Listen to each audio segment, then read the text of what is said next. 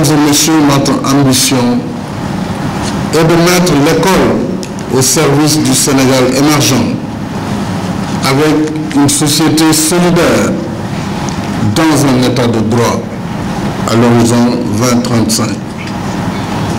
Autrement dit, il s'agit d'assurer la valorisation optimale du capital humain national qui requiert une éducation et une formation de qualité. C'est à ce titre que les recommandations des assises sont essentielles en ce qu'elles s'inscrivent dans une dynamique de cohérence stratégique avec ma vision d'un Sénégal émergent. C'est d'ailleurs toute la philosophie de cette réforme majeure intégrant trois orientations fondamentales. La première, une école pour tous. La deuxième, une école de qualité.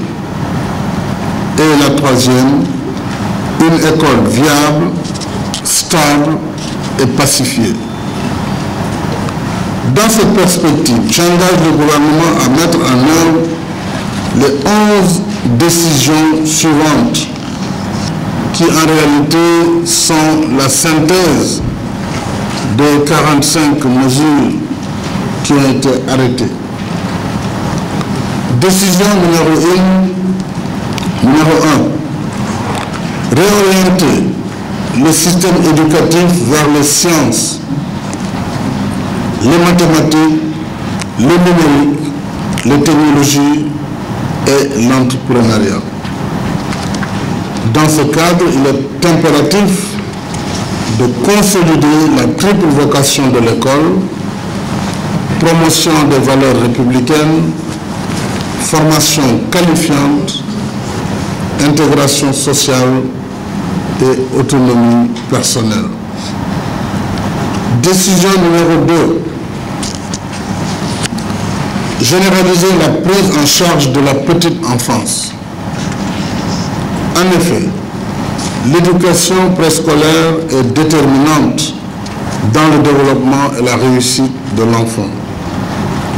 J'encourage ainsi les collectivités locales à promouvoir des initiatives communautaires, celles du secteur privé ou de Dara, en faveur de la petite enfance afin de contribuer à une progression notable du taux brut de scolarisation.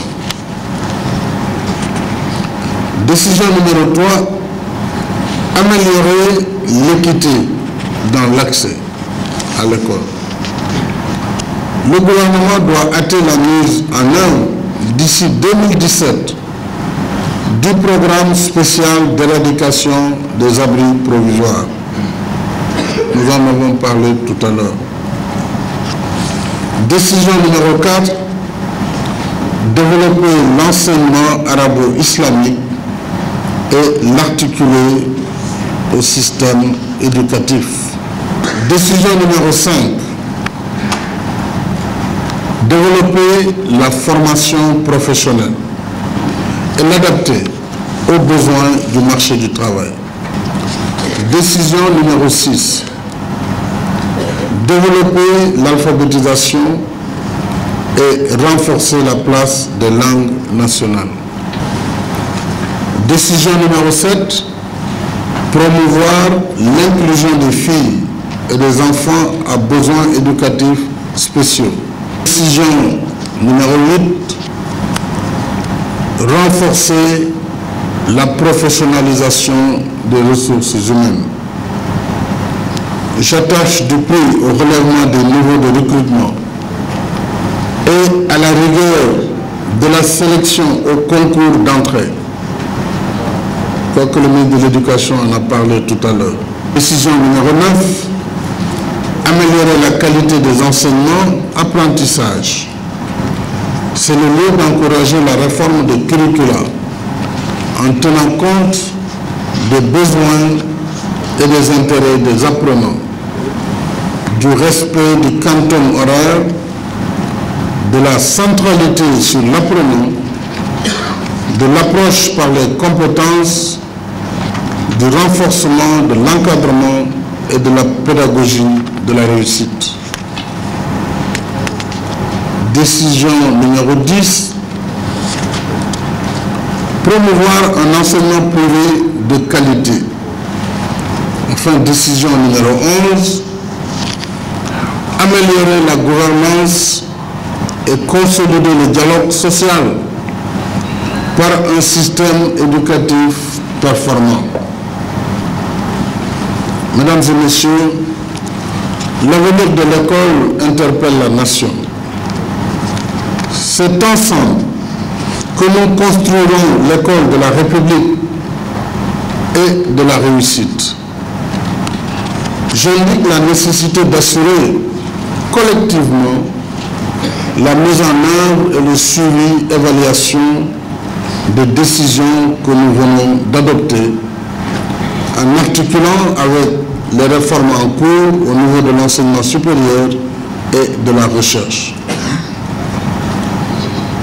C'est en articulation. Pour ma part, je veillerai personnellement à ce que le comité de suivi qui sera mis en place dans les meilleurs délais soit le reflet de cet esprit de rupture, d'ouverture, de dialogue, de respect de notre diversité et de nos engagements respectifs pour une école de la réussite au service de l'émergence du Sénégal. Alors sur ce donc, je déclare clos le Conseil présidentiel sur les conclusions des assises de l'éducation